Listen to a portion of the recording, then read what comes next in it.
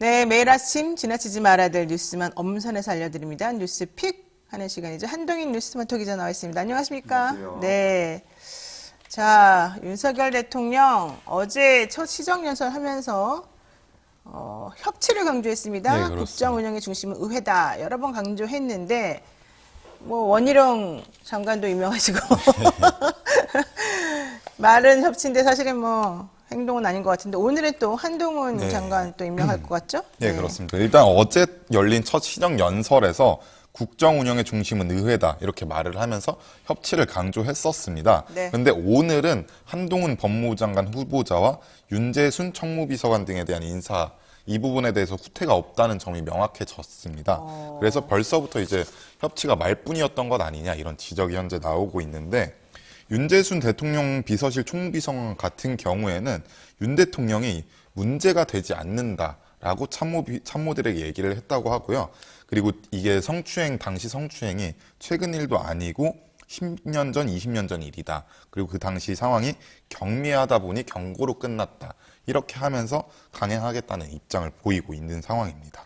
그러니까 시정연설에서 국정 운영의 중심은 의회라면서 협치를 강조했으나 계속해서 어쨌든 국회 동의 없이 한동훈 뭐 여러 장관들이 이제 임명하고 있습니다. 네. 특히 오늘은 이제 한동훈 법무부 장관 후보자 그리고 윤재순 총무 비서관 등에 대해서 인사를 할 것으로 보이는데 윤재순 비서관은 예전에 본인이 이제 검사 직무 대리라고 해요. 우리가 검찰에서 15라고 하는 걸 할 때 검사 직무 대리의 직함을 달고 일을 하는데 저도 이제 해봤습니다. 근데 그때 성추행, 그러니까 그때 같이 일을 했던 그 사무실에 있는 분을 회식 시간에 아마 성추행했던 걸로 알고 있는데 그것 때문에 이제 문제가 한번 됐었었고 그리고 또 얼마 2002년도인가요? 뭐 책도 하나 써서 냈죠. 시가 있었습니다. 네, 시집을 썼어요. 네, 근데 거기에서 성추행, 지하철 내 성추행은 뭐 남자들의 자유라고요? 사내 아이들의 자유 정도로 표현을 했었습니다. 그러니까 그 말이 됩니까? 근데 어쨌든 게다가 그분은 EDPS라고 우리가 보통 부르는 그 음담패스 전문이다 이런 검찰 측의 증언도 나온 것 같은데 어떤가요 이게?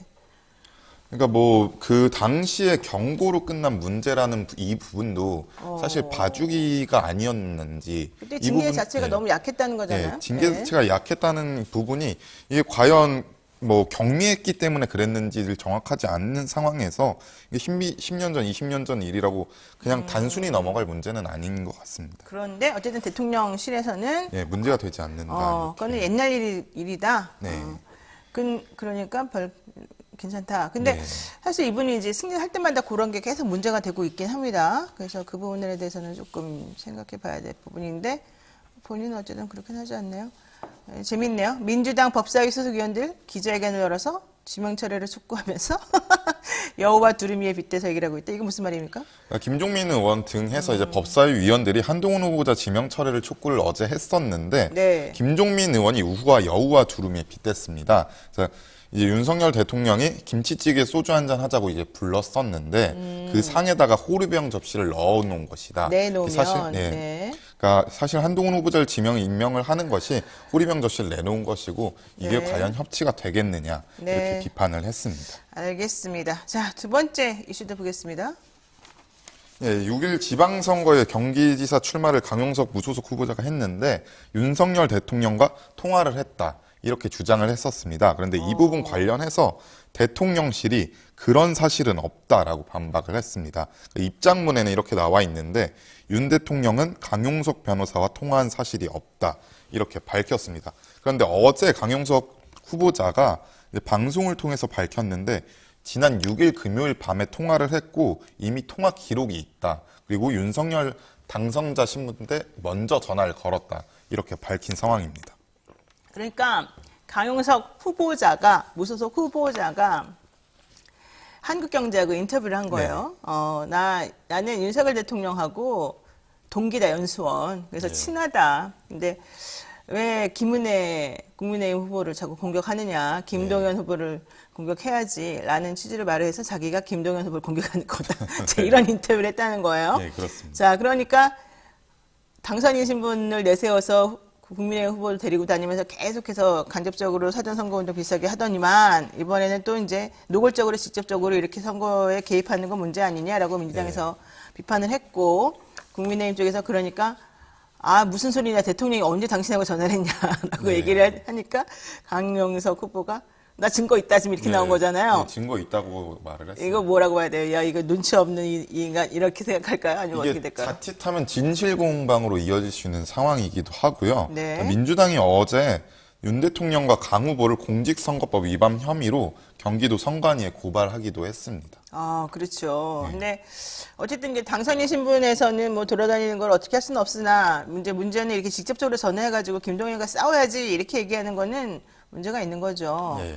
그런데 어쨌든 특히 부인하고 있는데 강용석 후보가 나 증거 있어, 통화 기록도 있고 다 있어, 녹음도 아마 했을 거예요. 이분은 녹음 생활화 됐기 때문에. 네, 녹음본도 있다고 밝혔습니다. 그러니까 그렇게 된다면은 이게 난감하겠네요. 대통령실 입장문으로 반박을 했는데 이게 거짓말이 될 수도 있는 상황입니다. 그렇죠. 이 상당히 위험한 상황인데 이렇게 되면은 강용석 후보는 어떻게 나올까요? 근데 강영석 후보가 지금 뭐 윤석열 대통령과의 사이도 그렇고 공개하지는 않겠다.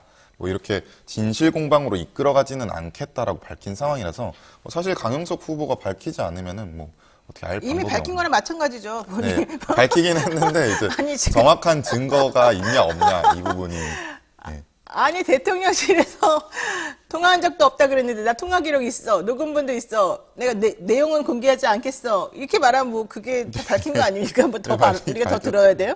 참네요. 이게 지금 강효석 후보가 이런 식으로 언제든지 한단 말이에요. 이게 제일 중요한 거야. 포인트가 이거죠. 결과적으로 나 이거 있어. 나 이게 갖고 있으니까 니네 까불지 마. 니네 나 김은혜 후보하고 이거 해가지고 내가 원하는 거 주지 않으면은 안 좋겠네? 이렇게 지금 말하는 거 네, 아닙니까? 참, 이 강용석이라는 계륵을 어떻게 해야 될까요? 국민의힘에서는. 상당히 재미있습니다. 자, 요즘 웃을 일이 없었는데 오늘 아주. 근데 대통령이 자꾸 거짓말하고 그러는 건 옳지 않은 것 같은데. 지금 누구가 거짓말하는지는 잘 모르겠습니다.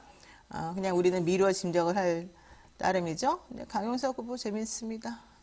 어쨌든 중요한 건 이거네요. 강용석 후보 입당에 부정적이다. 뭐 이런 것들이 이제 있기 때문에 이준석 대표 나가기만 기다리고 있었는데 과연 될까요? 잘 모르겠네요. 한동희 기자 여기까지 말씀 나누겠습니다. 고맙습니다. 네.